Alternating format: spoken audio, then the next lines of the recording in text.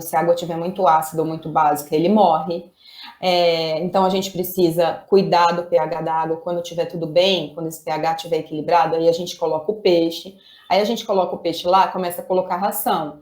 Depois de um tempo, a água começa a ficar meio esverdeada. Por quê? Porque tem algas nessa água, e entra luz através do vidro do aquário, elas começam a fazer fotossíntese, começam a crescer, aí elas começam, a água começa a ficar verde, aí você vai limpar um aquário, você vê umas coisinhas assim nadando ali na água, é o zooplâncton. Então, um aquário é um exemplo maravilhoso de ecossistema que a gente pode construir dentro da nossa casa, é muito fácil de manter e de observar. Inclusive, se quem tiver aquário, e depois quando as aulas voltarem presenciais, e se eu tiver aqui ainda, a gente pode pegar uma amostra dessa água e colocar num microscópio ou numa lupa para a gente observar o que tem na água, para vocês verem que não é só peixe que tem ali no aquário de vocês. Opa! E por fim, tem a biosfera, que aí a biosfera é quando a gente considera o todo, o planeta Terra, né? São essas interações entre os organismos e o meio ambiente e como isso está em equilíbrio, mantendo a vida na Terra. Por isso que uma espécie entrar em extinção, a gente fala, mas aquela espécie nem era conhecida, se ela entrar em extinção ou não. Não, gente, todas as espécies, elas não estão aqui porque Deus quis. Elas estão aqui porque elas têm um papel no ecossistema. E esse papel, ele tem recebe um nome em ecologia, que é o que a gente vai ver daqui a pouquinho. Como eu já acabei de explicar para vocês, considerando esses níveis de organização biológica, a gente pode considerar que o tronco de uma árvore constitui um ecossistema. Vamos lá voltar no ecossistema. Por quê? Porque o tronco da árvore ele vai estar sofrendo tudo aquilo que o ambiente está levando ali, que é calor, umidade, radiação solar, vai ter a própria condição do tronco, né, de pH, condição química mesmo, e ali vai ter formiga, ali vai ter besouro, ali vai ter a própria árvore em si. O oceano é um ecossistema, um aquário é um ecossistema, uma floresta é um ecossistema. Vocês estão acompanhando esse raciocínio? Digam sim, por favor. Sim. Sim, mas assim de verdade ou só assim que eu falei? Não, de verdade. Então, tá. E um reservatório hídrico é um ecossistema. Vocês sabem o que é reservatório hídrico?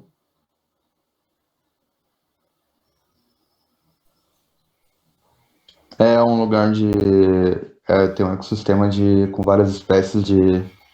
Um reservatório hídrico é uma represa. Então, por exemplo, a represa aí de Tupararanga, ela é um reservatório hídrico, porque ela é artificial, então quando a gente estuda biologia no nível superior, a gente já começa a separar também o nome das coisas. Então, lago e lagoa são coisas diferentes. A gente aprende isso quando vai estudar biologia. Aqui não tem tanto problema usar as palavras para falar a mesma coisa. Então, um lago é uma coisa, uma lagoa é outra coisa. E uma represa é outra coisa. Porque a represa, ela foi construída pelo ser humano. Então, ela não é um lago natural. Então, ela não é chamada lago, ela é chamada represa. Só que em termos científicos, a gente fala reservatório de água. E tudo que é de água é hídrico. Geralmente, esse nome de reservatório, ele é dado porque essas represas são construídas para estocar água mesmo. Então, são reservatórios de água.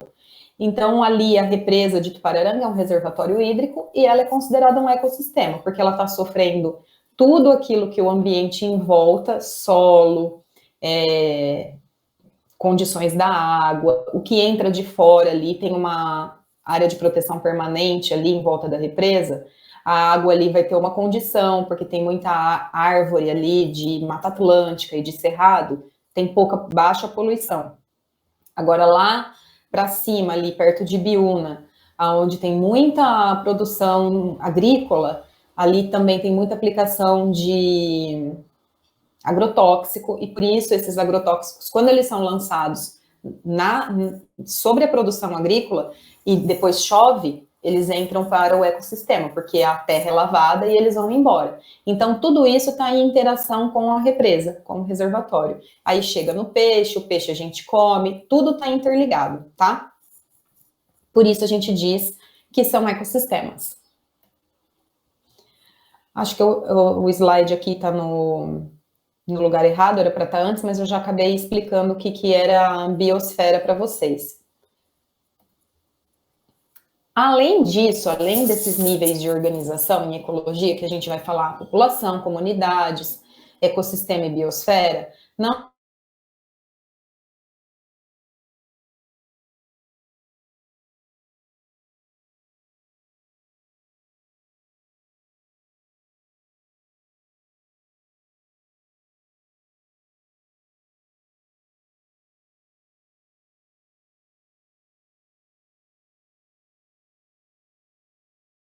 vocês já ouviram falar em biomas, né? Biomas são caracterizados pela formação vegetal, ou seja, o tipo de vegetação que tem em cada lugar. E no Brasil, a gente tem biomas muito específicos. Os principais... Professora, Oi. a senhora caiu, daí cortou tudo a explicação. Ah, eu caí? Aham. E que parte a gente parou? Você foi começar a falar, daí você caiu. Tá. Então, gente, voltando aqui. Agora que a gente já entendeu os níveis de organização lá, sobre populações, ecossistemas, não precisa ficar preocupado em decorar esses termos, porque eu nunca vou chegar e vou falar, isso acontece numa população. Eu sempre vou explicar um pouquinho antes o que é, mas vocês têm que saber que o termo população existe, tá? Além desses níveis de organização em ecologia, a gente tem outros conceitos básicos. Vocês já ouviram falar em biomas, né? Os biomas, existem vários biomas no Brasil. O Brasil é o país mais diverso em biomas. Esses biomas são caracterizados pelo tipo de vegetação que tem em cada um deles. Então, se a gente for para o bioma Amazônia, o bioma amazônico, a gente vai ver árvores grandes, com troncos largos, a copa da árvore também é grande, fazendo sombra no chão, vão ter vários tipos de inseto, muitas aves, mas o que caracteriza o bioma mesmo é a formação vegetal, tá? Por que não há animal? Porque os animais podem se locomover, então eu não sei se ele pertence exatamente àquele bioma ou um bioma ali do lado. O bioma Pantanal, como está bastante aí na mídia, ele já é um bioma caracterizado por planície, com gramínea, árvore mais baixa, muito parecido com o cerrado. O cerrado tem vários tipos de cerrado. Aqui a gente vai falar do cerrado geralzão. É aquele cerrado com árvores mais baixas, troncos grossos e meio tortos, assim, a vegetação é mais espaçada, não fica tão junto, formando aquela floresta fechada, diferente da Mata Atlântica. A Mata Atlântica é muito parecida com o bioma amazônico, mas a vegetação ainda é diferente. A Caatinga é um outro bioma que ocorre lá no Nordeste do Brasil, e ela é caracterizada por um solo muito pobre, e aí crescem árvores muito pequenas, porque não tem muito nutriente.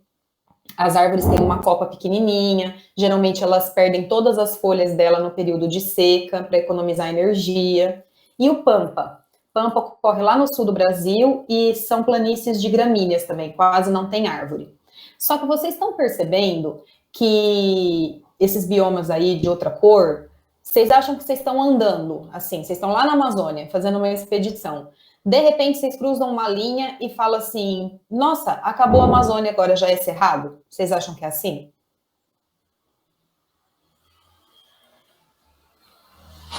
Eu acho que não. Não, exatamente não é. Existe uma zona, uma área de transição. Então, Amazônia, Amazônia, Amazônia, Amazônia, aí vai ficando diferentinho, uma coisa que já não é mais, você fala, nossa, tá mudando, mudou mais ainda, cerrado. Então, quando acontece isso, a gente fala que é um gradiente. Esse gradiente, ele é extremamente diverso, tem muita diversidade, porque as plantas conseguem ocupar esses locais, os animais se reproduzem, porque eles conseguem pegar as características dos dois lugares. E aí tem um nome específico para essa área de transição, para esse gradiente. É esse nome aqui que está na tela, chama ecótono. Ecótono é a transição entre ecossistemas, ou seja, uma região de sobreposição entre dois ecossistemas, porque não muda assim, desceu um degrau, deu um passo, virou cerrado, ou virou caatinga. Não, não é assim. É uma mudança devagarzinha, tá? E aí, só para exemplificar aqui, eu coloquei um esqueminha para vocês. A gente tem um ecossistema e outro, ele se sobrepõe. A mudança não é abrupta, né? Não é de uma hora para outra, ela é gradual. E aí, essa mudança gradual, essa sobreposição de dois ecossistemas, chama ecótono. Vocês já tinham ouvido falar desse termo e conhecem algum ecótono?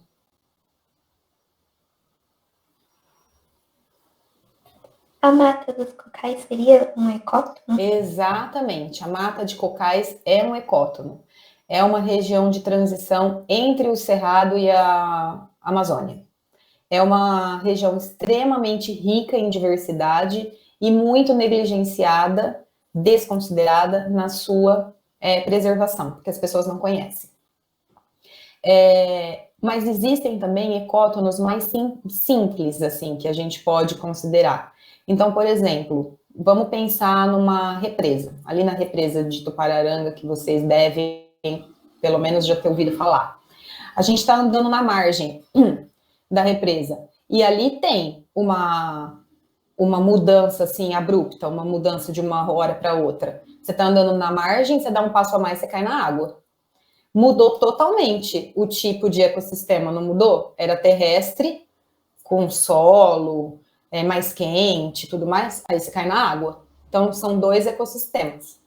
Então, aquela área de margem ali, bem no rasinho, onde tem terra e água, é um ecótono. Vocês podem ver que ali, quando vocês forem em algum lugar, não precisa ser em Itupararanga, mas em algum lugar que tem essa área assim de transição, vocês vão olhar, vai ter uma gramínea que tem ali na terra e ela consegue viver ali na margem, bem pertinho da água.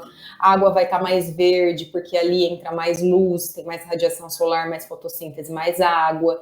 Vão ter peixinhos pequenininhos que não vão lá no meio, na água funda, porque senão eles vão ser devorados pelos peixes maiores. Então, essa também é considerada um ecótono, uma região de transição. Tá ok, gente? Vou passar. Beleza, professora. Aí aqui eu acho que é só mostrando para vocês tudo que eu já tinha falado. Essa aqui seria a mata de cocais, que vocês deram um exemplo aí. E agora a gente vai passar para outro conceito. É o conceito de hábitat e nicho ecológico. Gente, isso cai muito no vestibular, muito. Eu vou tentar achar questões para vocês e eu envio para vocês resolverem. Pode ser até sem ser considerada nota, só para vocês treinarem. Isso aqui de ecologia é uma das coisas que mais caem. Isso e pirâmide trófica, que vocês vão aprender lá na frente depois. Hábitat, olha, tem algumas pessoas falam habitat. E aqui até saiu com acento, eu acho que saiu errado. Não tem acento essa palavra, tá? Mas o termo correto, como ela vem de outra língua, é hábitat.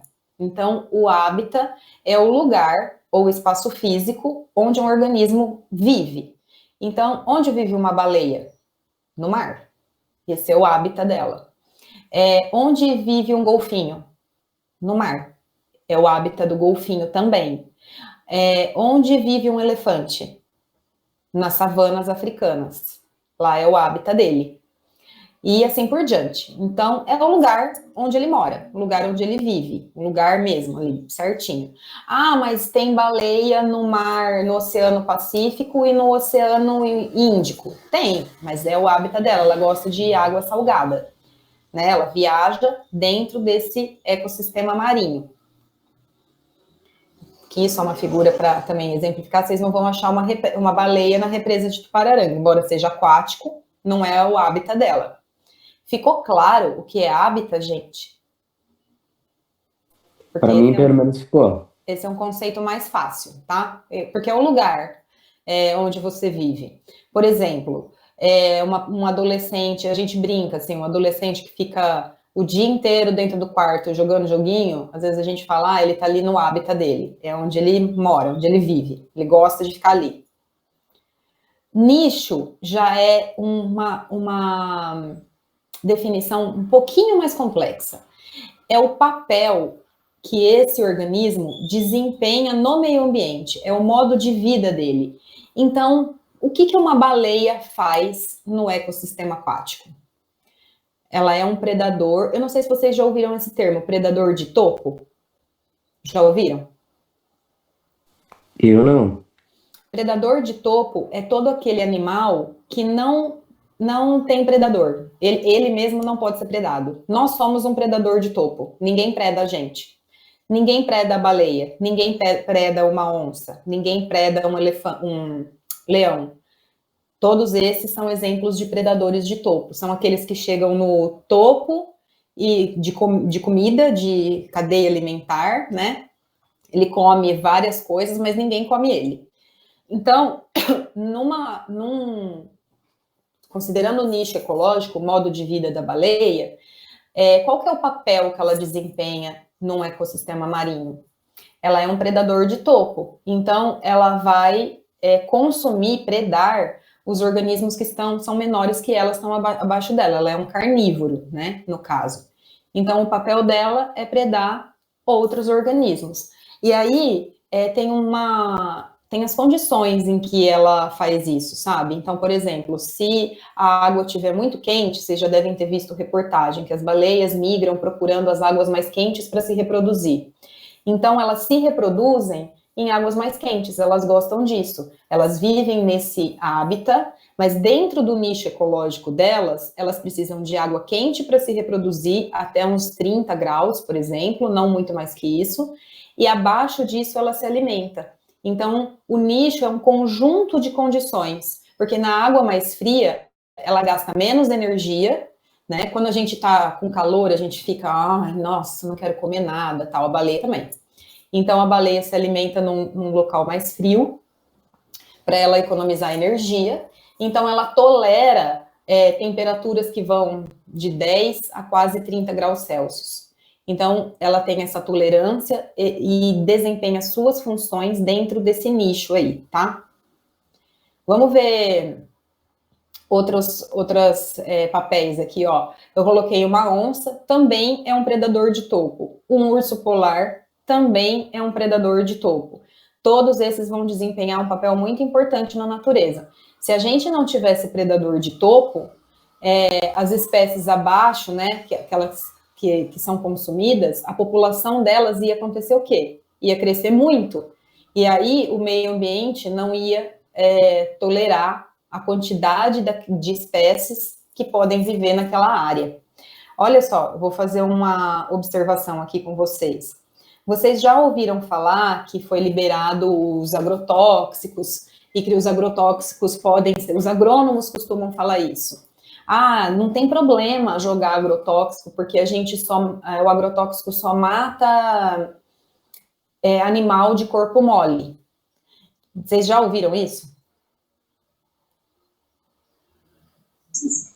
Nunca ouvi isso, professor.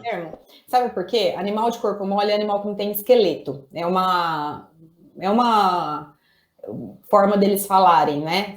São agrônomos, eles falam, é animal que não tem esqueleto. Então tá, só mata animal que não tem esqueleto. Quem que não tem esqueleto? Gafanhoto, joaninha, vários outros insetos. Vários, a cigarra, agora não tá, abelha, não tá me vindo nenhum inseto, assim, específico de plantação, assim. Passa lá aquele aviãozinho jogando veneno, mata esses animais de corpo mole. Esses animais de corpo mole, que são os insetos, além deles fazerem a polinização, que a gente sabe, eles tinham um papel ali, que era predar as plantas, sugar o néctar, polinizar, mas eles eram consumidos por alguém, por algum outro animal. Então, os passarinhos comiam os animais de corpo mole, vamos supor, os insetos. Então, não tem mais comida para o passarinho morre. Quem comia o passarinho? As cobras. Não tem mais comida para a cobra morre. Olha como vai indo até chegar no predador de topo. A mesma coisa aconteceria se fosse o contrário. Se o predador de topo morresse, os de baixo ia crescer muito até explodir a população deles, e eles iam virar pragas. Então, cada espécie tem o seu papel fundamental dentro de um ecossistema. E esse papel que ela exerce é chamado de nicho ecológico. Tá claro, gente? Sim. Tá. Por mim, sim, professora. Então tá, eu vou continuar. Se precisar, pode me chamar que eu paro. Aí, olha só, gente, é muito importante isso aqui também. É isso aqui que cai no vestibular. Este gráfico é de vestibular. Nicho ecológico. Organismos que vivem no mesmo hábitat e possuem o mesmo nicho ecológico competem entre si. E uma delas, e um deles, né, um dos organismos, ele vai morrer. Porque não existe espécie que ocupa o mesmo nicho vivendo no mesmo hábitat. Ai, como assim? Então vamos interpretar esse gráfico. Não entendi nada. Primeiro, vamos pensar o que é hábitat. Hábitat é o lugar que a espécie ocupa, é onde ela mora, onde ela vive. Então, um pesquisador foi lá e pegou uma espécie de protozoário pequenininho, porque ele queria fazer no laboratório. Então, ele não podia pegar um tigre para levar no laboratório, né? Ele pegou um paramécio, que é um organismo, um protozoário pequenininho, foi lá e colocou dentro de um tubo de ensaio e ficou alimentando ele ali com o alimento que ele costuma comer. E aí ele traçou esse gráfico, o primeiro gráfico aqui, ó. Então ele contou os dias, 20 dias ele ficou alimentando esse, ó, é Paramecium aurelia. E ele foi contando, o Paramecium, ele é um organismo muito simples, ele só tem uma célula. Então, ele mesmo é a célula dele, entendeu? É um organismo pequenininho. E ele foi contando o número de células conforme o tempo ia passando e ele ia dando comida para esse Paramecium aurelia aqui. Então, ele deu comida no dia 0, ele tinha 0 células, aí depois aumentou, ele colocou um lá, foi dando comida, o número de células foi aumentando ao longo do tempo, ou seja, esse organismo cresceu. Aí ele fez a mesma coisa com outro Paramecium, que chama Paramecium caudatum. Ou seja, são espécies iguais, idênticas. Elas ocupam o mesmo hábitat, que são pocinhas d'água, o hábitat natural delas, né? E elas se alimentam da mesma coisa. Ele fez a mesma coisa, o mesmo experimento, deu a comidinha para Paramecium caudatum e ele cresceu. Ótimo, ele viu que os dois crescem sozinhos. Quando ele colocou os dois juntos dentro do mesmo tubo de ensaio e deu a mesma comida, ele viu que o Paramecium aurelia cresceu e o Paramecium caudatum diminuiu, morreu.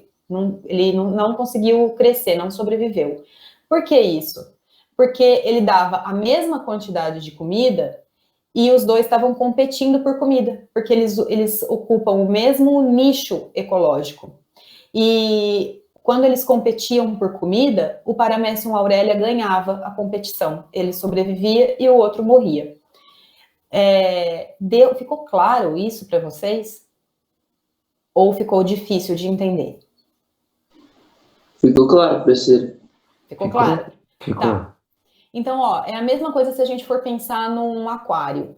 Num aquário, quando a gente coloca vários peixes lá dentro, a gente vai jogar ração. Mas a gente tem o controle, a gente joga um monte de ração, uma quantidade de ração necessária para que todos os peixes comam, não é?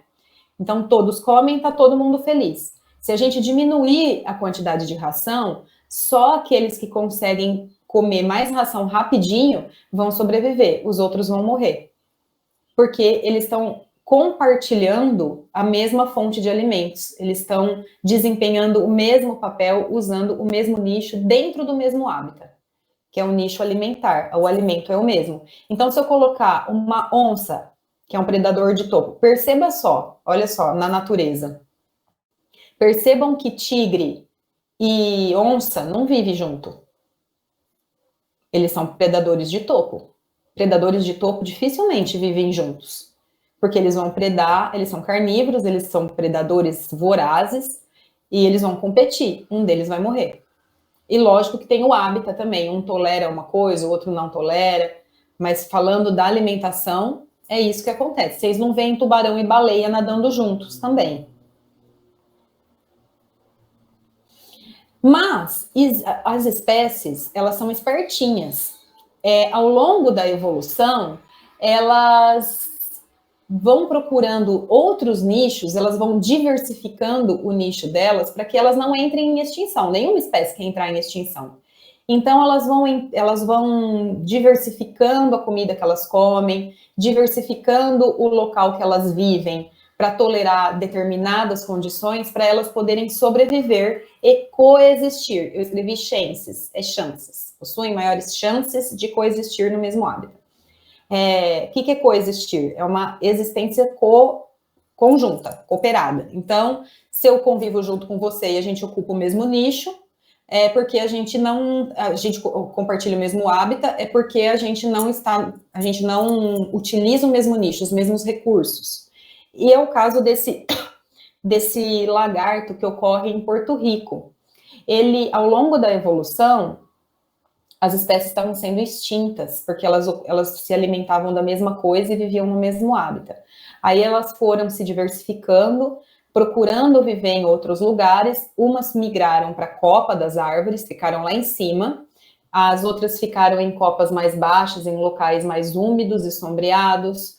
As outras foram para lugares mais ensolarados, ou seja, elas toleram uma faixa de variação de condições para todo mundo poder existir, senão a maioria seria extinta e sobreviveria uma ou duas no máximo. Essas espécies existem de verdade lá em Porto Rico, nas florestas tropicais de Porto Rico.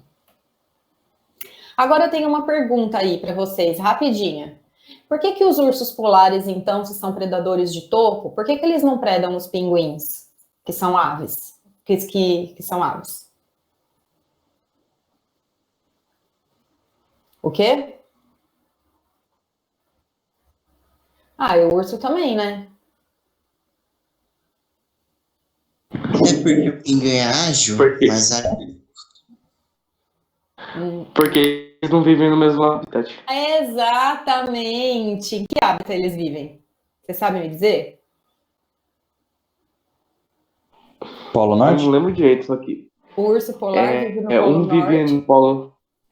E o outro E o vive pinguim no Polo Sul. no Polo Sul, exatamente. Então, ele é um predador de topo, eles ocupam o mesmo hábitats muito semelhantes, mas não é o mesmo hábitat, entendeu? Então, o urso não preda o pinguim, era uma pegadinha, mas nota 10, já se saíram muito bem. Aí aqui é a explicação para vocês, ó. Os pinguins vivem lá no Polo Sul, na Antártida, e os ursos no Polo Norte. Aí agora, retomando, gente, agora que a gente viu tudo isso, e a gente já até discutiu o que são os fatores bióticos e abióticos, eu trago os exemplos para vocês. Elementos ou fatores bióticos são todos os seres vivos que vivem numa determinada área. Então, se você pegar uma praça e for listar todos os organismos vivos que vivem lá, você está listando os elementos bióticos daquela praça. As árvores, as bactérias, os micro-organismos que vivem lá. O seu colchão, o seu travesseiro, pode ser um ecossistema contendo muitos elementos bióticos, viu, gente? Dizem, eu nunca fiz essa pesquisa muito profundamente, mas dizem que a cada 3 anos, o nosso colchão e o nosso travesseiro, ele dobra de peso devido ao número de ácaros que existem neles. Outro lugar que tem muitos componentes bióticos, sabe esses cravinhos do rosto, esses pontinhos pretos que a gente tem? Aquilo lá é ácaro, e eles estão se reproduzindo na sua pele. Ou seja, existem elementos bióticos em todos os locais. Elemento biótico são os seres vivos, em geral. Então, a gente fala de urso polar, de onça, de baleia, árvore, que são coisas que a gente vê. Mas até aquela formiguinha andando em cima da pia, o cravinho, os ácaros no seu rosto, os ácaros do seu travesseiro, eles fazem parte dos elementos bióticos da natureza. Os elementos bióticos que a gente vê hoje aqui, eles são resultados da interação entre os seres vivos. Então, como a gente viu lá a definição de hábitat e nicho, a formiga em cima da pia só existe porque tem alguém predando ela, mas ela se reproduz rapidamente, por isso ela consegue ter representantes ali, e algum outro inseto acima dela que come ela, sei lá, um mosquito que está na cozinha, não sei, mosquito não come formiga, mas é o único bicho que veio agora na minha cabeça. Ele também está ali comendo um pouco de formiga, predando um pouco de formiga para a população dela não virar uma praga, e mantendo toda essa interação na natureza, em qualquer local que você considerar como um ecossistema. Agora, por exemplo, eu estava falando para vocês do agrotóxico, né, que mata os animais de corpo mole, que são os insetos, basicamente. E como que isso se acumula, quais são as consequências quando a gente considera o ecossistema como um todo. Eu não sei aí em Sorocaba, gente, porque eu não sou daí, mas aqui no interior de São Paulo, na região onde eu moro, ainda existe, mas está mais controlado agora. A gente teve um surto de escorpião nas casas. Por aí também? Aqui a gente tem muita plantação de cana, então passa periodicamente, frequentemente, passa aquele aviãozinho jogando veneno. Aí em Sorocaba eu acho que não tem tanta cana, mas vocês tiveram problema com escorpião aí? Direto tem, professora. Então Tem acho que é uns geral no surtos estado assim. de São Paulo mesmo. Vocês sabem por que disso? Os escorpiões, eles comem principalmente, não só, mas eles comem barata, que é um inseto, um animal de corpo mole. Mas, na natureza, ele come outra coisa, come louva-a-Deus, come vários insetos. E ele, com esse aviãozinho que joga aí o veneno, os insetos estão todos morrendo. Os escorpiões, eles estão conseguindo sair do campo e invadir a cidade em busca de quê? De barata. Porque a gente tem esgoto na cidade, que é onde a barata vive. Então, esse desequilíbrio ambiental, veja só, ele é controlado por um fator químico, que é um fator abiótico, que causa um desequilíbrio nos fatores bióticos. E aí vem essa pergunta aqui, ó, para vocês. Os seres vivos modificam o meio ambiente ou o meio ambiente afeta as relações e a sobrevivência dos seres vivos? O que vocês acham? Eu acho que os seres humanos afetam o meio ambiente. Só os seres humanos? Os seres humanos, assim, são uma praga, né? A gente é predador de topo, ninguém preda a gente. Chegou o vírus aí para dar uma acabada, uma dizimada nessa população humana. Já morreu bastante gente. Infelizmente, né? Mas é um controle de predador de topo, se a gente for considerar só ecologia. Olha só, gente, essa resposta, não tem uma resposta assim, é isso ou é aquilo, é as duas coisas, porque quando a gente considera que os seres vivos modificam o ambiente, a gente tem que pensar o seguinte: quando eu vou lá e eu coloco o peixe dentro do aquário, por que a água fica rica em nutrientes e as algas conseguem sobreviver? Porque os peixes não comem toda a ração vai para o fundo, e tem também o fato dos peixes terem as suas excretas. As suas excretas, né, eles fazem excreção, ela é rica em matéria orgânica. E aí a matéria orgânica alimenta as algas. Então, ele está modificando o ambiente.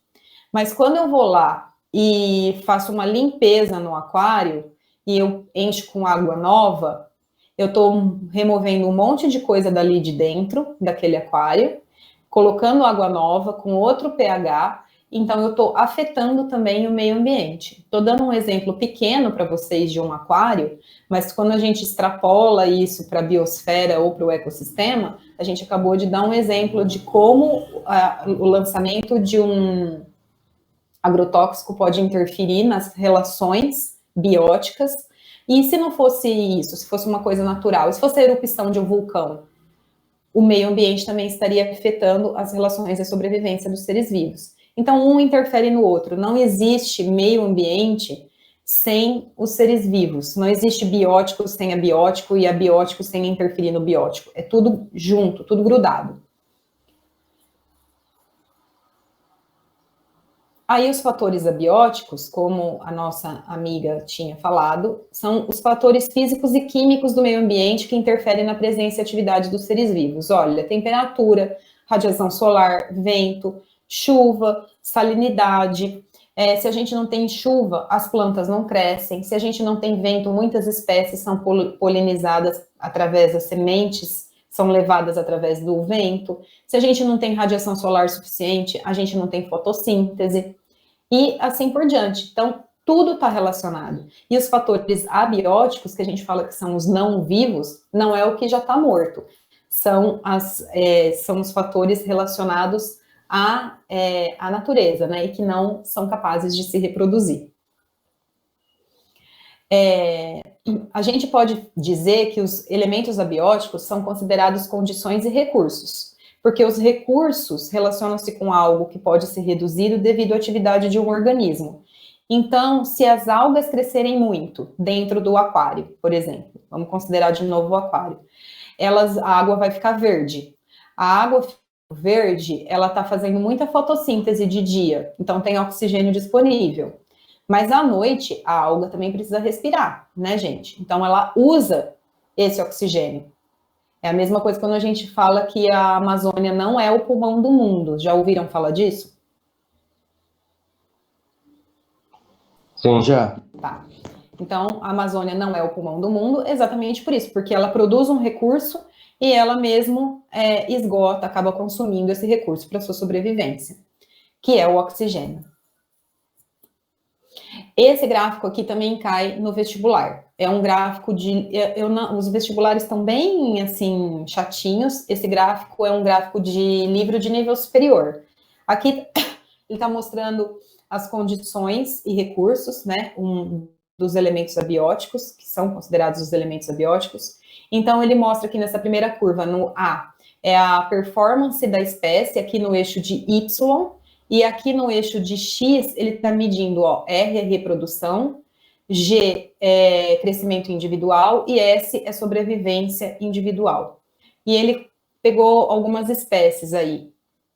Quando a gente tem essa condição aqui de condições e recursos, as espécies conseguem se reproduzir, sobreviver e crescer numa faixa de condições. Então, aqui, olha, a reprodução é muito baixa, o crescimento é intermediário e a sobrevivência fica muito baixa quando a gente considera essa curva que é uma...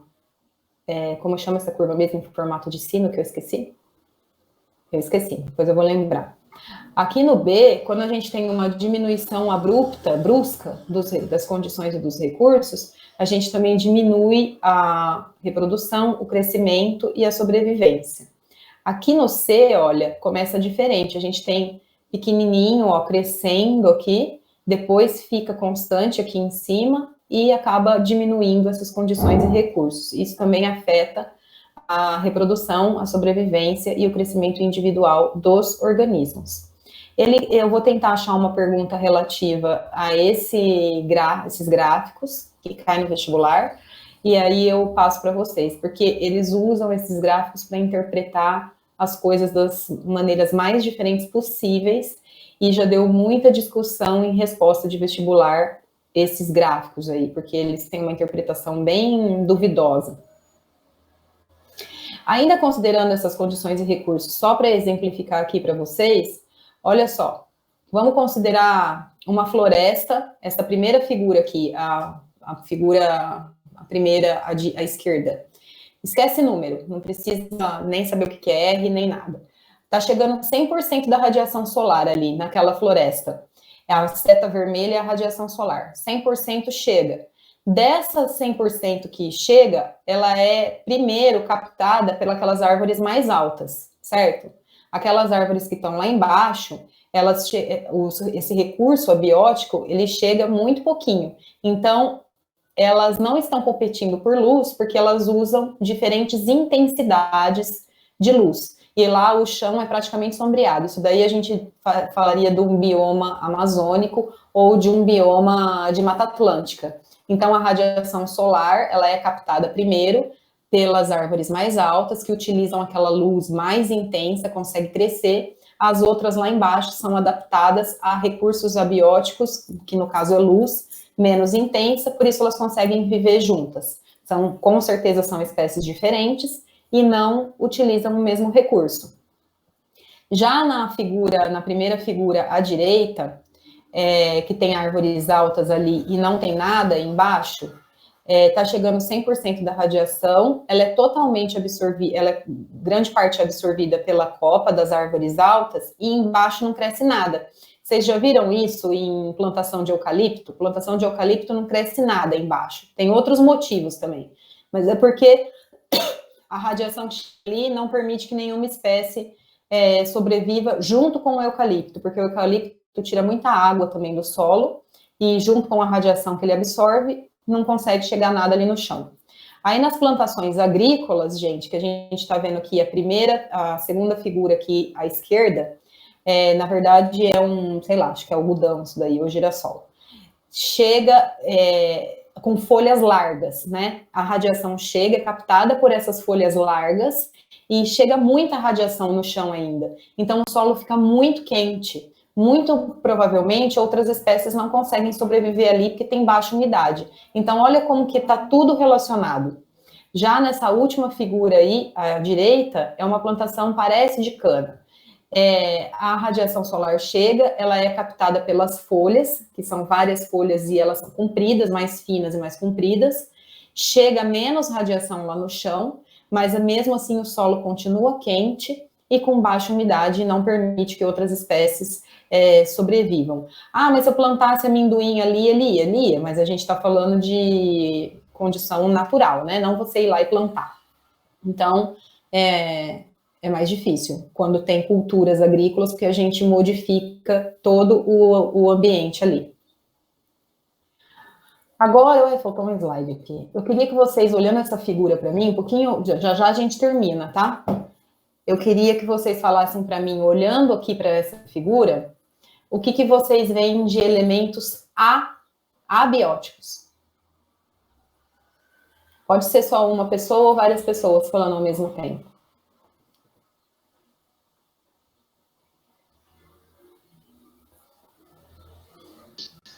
A água?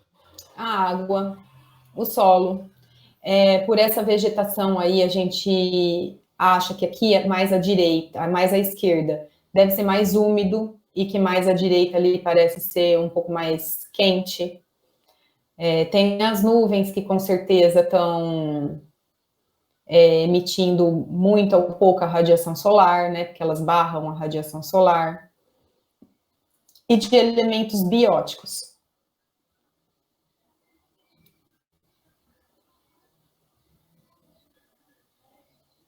As plantas, os animais.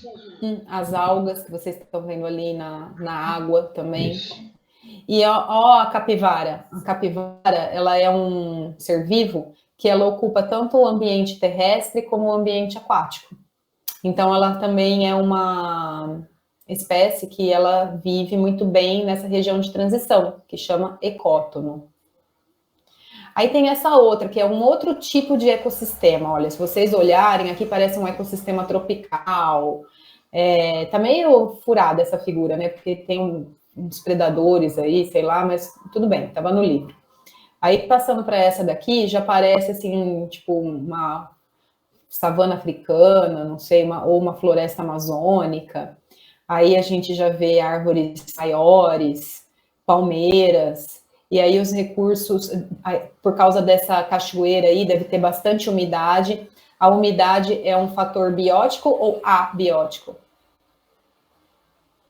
Abiótico. Abiótico.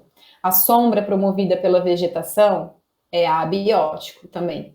E o biótico é mais fácil, né, gente? Ó, aquelas rochas ali também são fatores abióticos. Por quê? Cada vez que chove, as rochas contêm elementos químicos. Então, a hora que a água da chuva bate nelas, elas liberam elementos químicos que vão para dentro da água. E aí, só mais um, que aqui já parece uma savana africana, bem Maomeno também, mas a mesma ideia, né? A gente tem vários outros tipos de animais, algas, tudo e a vegetação, né? As árvores, as gramíneas, tudo compondo os elementos bióticos. E os abióticos a gente não consegue ver, é o clima, principalmente, né? A salinidade, que vai ser diferente, e tudo mais. Agora, esse é o último slide, prometo. Eu queria que vocês falassem para mim, olha, animais que ocupam o mesmo hábitat, ou seja, vivem no mesmo lugar, mas têm nichos ecológicos diferentes de alimentação. Se alimentam de recursos diferentes. Isso é fácil.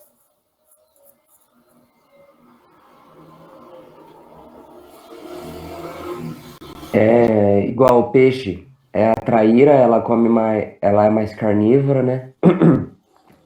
E igual a tilápia. A tilápia também pode viver no mesmo lugar que a traíra, mas ela come mais alga, come mais esse tipo de coisa, assim. Isso. E eu dei até um exemplo lá no começo. A baleia e o golfinho, eles estão no mesmo hábitat, mas são nichos ecológicos diferentes. Tubarões também, professora. Tem tubarões que vivem mesmo, só que são diferentes espécies e comem diferente. Tipo o tubarão branco e o tubarão baleia. Martelo, um mico-leão dourado e uma onça, elas vivem no mesmo hábitat, mas são nichos ecológicos diferentes também, aí para dar exemplo bem discrepante. E diferentes hábitats e com o mesmo nicho de alimentação.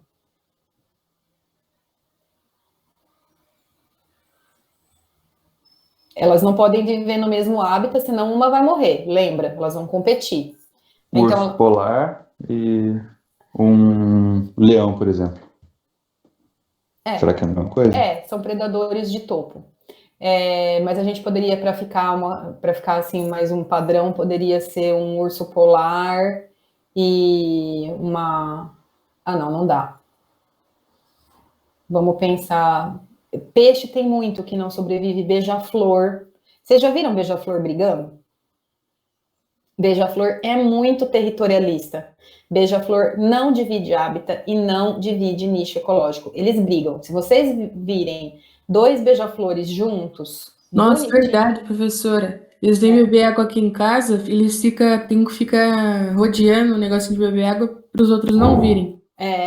Se vocês virem isso no campo, num cerrado, são brigas assim que dá para sentar e ficar assistindo, sabe?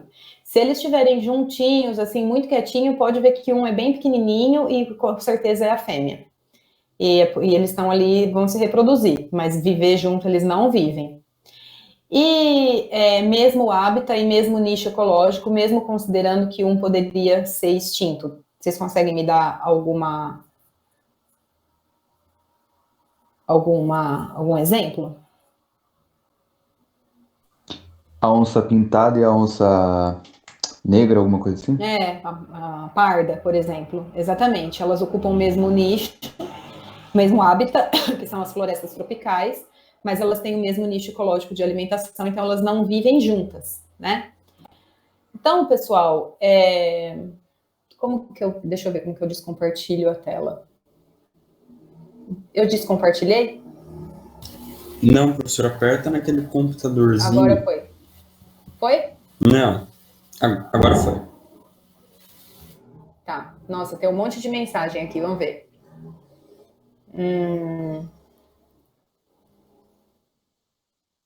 Acho que foi aqui a hora que eu caí, né? Que vocês começaram a escrever.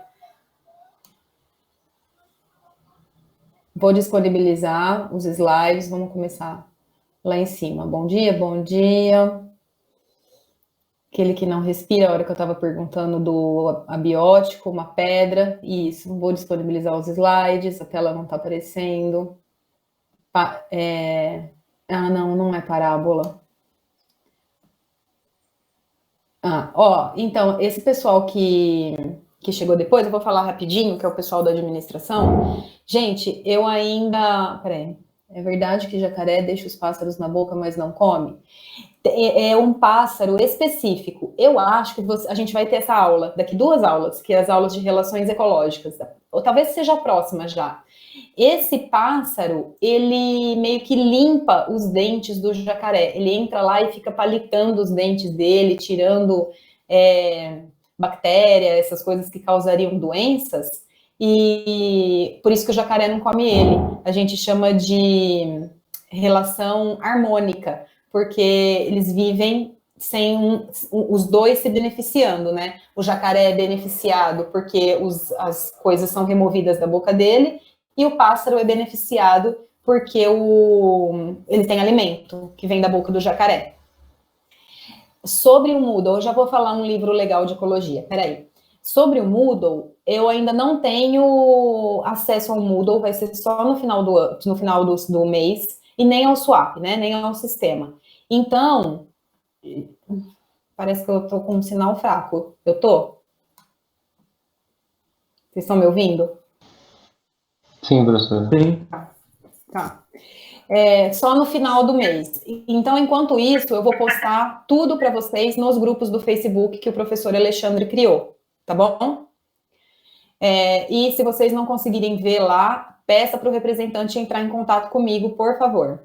Outra coisa que eu combinei com o pessoal antes de vocês chegarem é que, ao invés da gente fazer avaliações a cada 15 dias, eu vou esperar juntar um pouquinho de matéria e aí eu vou dar uma atividade que engloba tudo e a gente pode fazer pelo Google Formulários, porque daí já sai a nota na hora e vocês já sabem a nota, depois eu só lanço no sistema.